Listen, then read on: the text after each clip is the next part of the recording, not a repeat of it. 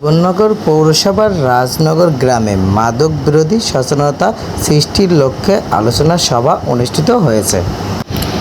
রবিবার 12 এপ্রিল বিকাল 4টায় জীবননগর পৌরসভার 3 নম্বর ওয়ার্ড রাজনগর গ্রামে মাদক বিরোধী সচেতনতা সৃষ্টির লক্ষ্যে আলোচনা সভা অনুষ্ঠিত হয়েছে।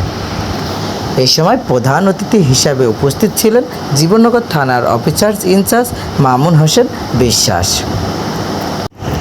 বিশেষ অতিথি হিসাবে উপস্থিত ছিলেন জীবননগর পৌর বিএনপির সভাপতি মোহাম্মদ শাহজাহান কবির, জীবননগর পৌর বিএনপির সহসভাপতি তাজুল ইসলাম। অনুষ্ঠান সঞ্চালনা করেন সাধারণ সম্পাদক 3 নম্বর ওয়ার্ড বিএনপি মোহাম্মদ সাইদুর রহমান। সভাপতিত্ব করেন জীবননগর পৌরসভার 3 নম্বর ওয়ার্ড বিএনপির সভাপতি মোহাম্মদ রফিকুল ইসলাম। সার্বিক সহযোগিতা করেন মোহাম্মদ সাইফুল ইসলাম। এ সময় বক্তব্য রাখেন জীবননগর থানার অফিসার ইনচার্জ মামুন হোসেন বিশ্বাস। তিনি বলেন, পাশাপাশি বিজেপির 9টা বিওপি ক্যাম্প আছে। বিজেপি 9টা যেহেতু বিওপি ক্যাম্প আছে, আর ইন্ডিয়ার সীমানা যেহেতু কাঁটাতার দিয়ে ঘেরা, তাহলে আপনারা জীবননগরবাসী বা রাজনগরবাসী যদি মনে করেন যে আমাদের এই সীমানায় কোনো ধরনের মাদক প্রবেশ করবে না, এটা কিন্তু সম্ভব। কিভাবে সম্ভব? হ্যাঁ, আপনি করিন, আপনার বাড়িতে 4 জন সদস্য আছে, এই 4 জন সদস্যকে আপনি আপনার টোটাল নিয়ন্ত্রণে নিয়ে নেন। সেটা স্কুল পড়ুয়া, কলেজ পড়ুয়া, ইউনিভার্সিটি পড়ুয়া বাচ্চা হতে পারে, আবার পেশাজীবী হতে পারে, আবার বেকার ছেলেটাও হতে পারে। আপনি পরিবার থেকে শুরু করেন, পরিবার থেকে শুরু করে আপনি সমাজে যান, আপনি গোষ্ঠীতে যান, দেখবেন আপনি যদি আপনার রাস্তা দিয়ে বা আপনার বাড়ির সামনে দিয়ে বা আপনার বসত বাড়িতে কাউকে যদি এই বিষয়ে যদি আশ্রয় না দেন, তাহলে কিন্তু এই মাদক ক্রয় বিক্রয় হওয়া কোনো ক্রমেই সম্ভব না। আমাদের কোনো পুলিশও যদি আপনাদের এখানে মাদক বিক্রয় করতে যদি সহযোগিতাও করে, সেটাও কিন্তু আপনি ধরে দিতে পারবেন। সেটা কিভাবে? ওই যে বললাম, পরিবার, গোষ্ঠী, সমাজ, আপনারা সবাই এখন আজকে থেকে প্রতিজ্ঞা করেন যে আমার কোন সন্তান আজকের এই সময়ের পর থেকে ও সবজিও খাবে না, ও ইয়াবাও খাবে না, ও ফেন্সিডিলও খাবে না, ও গাঁজাও খাবে না, ও তামাকও খাবে না। এরকম করা যায় না? এবং আপনার সন্তান সকালবেলা যে স্কুলে যাচ্ছে, স্কুলে তো গোসল করে বই নিয়ে বা কলেজের বই নিয়ে ওই স্কুলে চলে যাচ্ছে, কিন্তু স্কুল থেকে ফেরার পথে ওর বন্ধুদের সাথে কি করছে, কোথায় যাচ্ছে, কি আলোচনা করছে, ঘরে বসে ফেসবুক, ইউটিউবে ও কি দেখছে, এটা কিন্তু আপনার খেয়াল করতে হবে। আপনি হয়তো সময় পাবেন না, কিন্তু যতটুকু সময় পাবেন এর ভিতরে এটা যদি খেয়াল করেন, তাহলে কিন্তু এই মাদকটা আসবেও না, খাওয়াবেও না, কোনো সুযোগ নাই। আর যেহেতু আমরা পুলিশিং হয়, প্রতিনিয়তই হয়, কিন্তু আমাদের পুলিশের তো স্বল্পতা আছে, এটা আপনাদের মনে করতে হবে যে এই জীবননগর অনেক বড় একটা এরিয়া।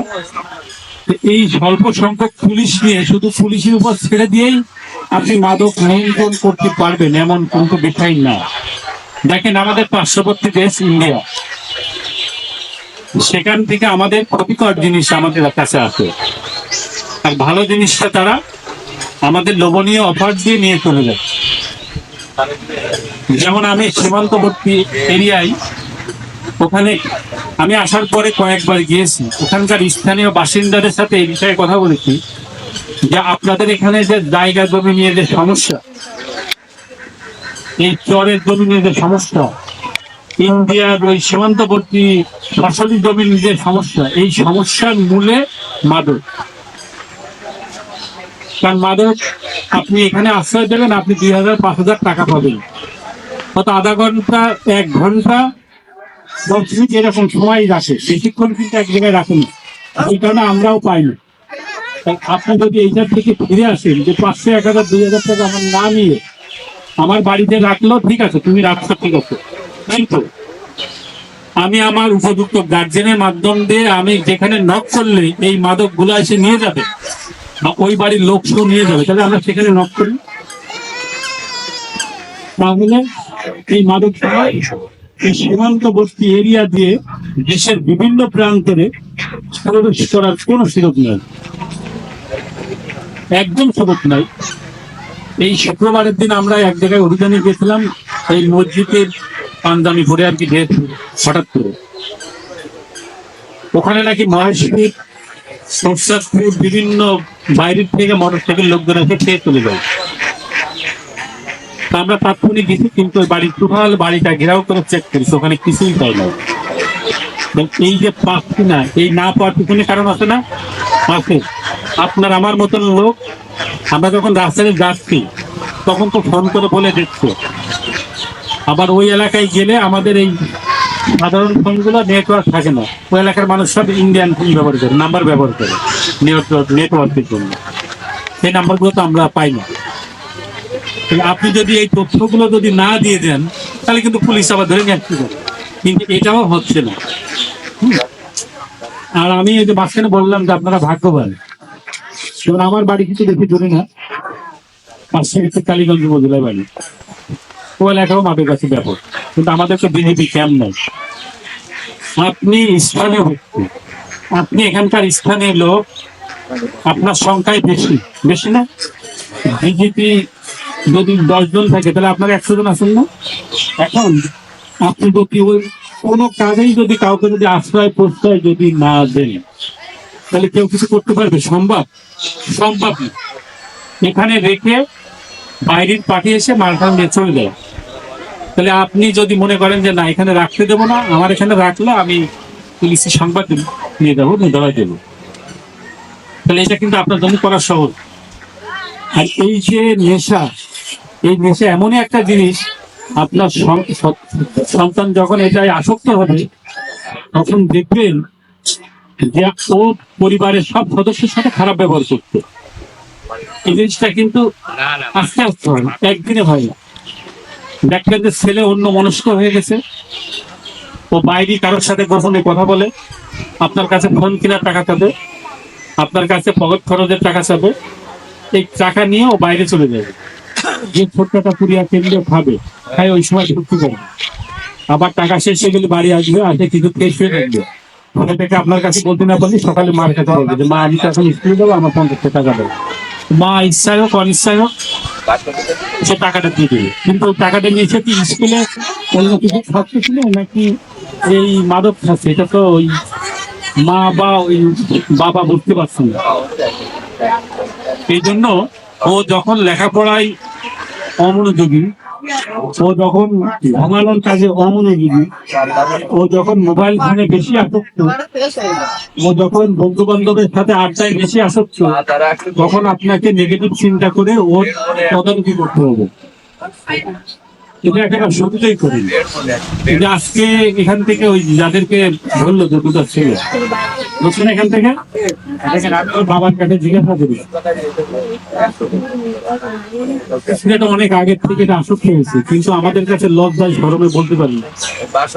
যদি আমাদের কাছে বলতো তাহলে তো আজকের এই পরিস্থিতি হতো না, হতো বলেন? হতো নাকি? তার বাবা এই বিষয়ে খুব লজ্জিত, তাকে কিন্তু আমরা জেল জরিমানা করায় পাঠিয়ে দিয়েছি জেলা। কথা বলেছি। এখন এই ঘটনা কোনো বাবার কিন্তু কাম্য নয়, কারোরই কাম্য নয়। বাবার কাছে ওই সন্তান সব থেকে প্রিয়, তো কানা খোড়া বোবা যাই হোক, ওর যে বাবা, ওর বাবার কাছে ও সব থেকে প্রিয় মানুষ। ও সারাদিন ডিস্টার্ব করলে ওর বাবা রাগ করবে, কিন্তু আমি আপনি রাগ করবো। সন্তান যাতে এই বিপথে না যায় সেই জন্য আমাদের সকলকে পারিবারিকভাবে, গোষ্ঠীগতভাবে, সামাজিকভাবে, দলীয়ভাবে এটা প্রতিরোধ করার জন্য আমাদের ঐক্যবদ্ধ হতে হবে এবং পাশাপাশি এই সন্তানরা যে রাস্তা দিয়ে স্কুলে যাচ্ছে আসলে সে সময় মতন স্কুলে পৌঁছাচ্ছে কিনা, ওই রাস্তায় ওর কোনো বন্ধু আছে কিনা, মাঝে মধ্যে এটাও খুব খেয়াল করতে হবে আপনাদের। তাহলে আপনি বুঝতে পারবেন।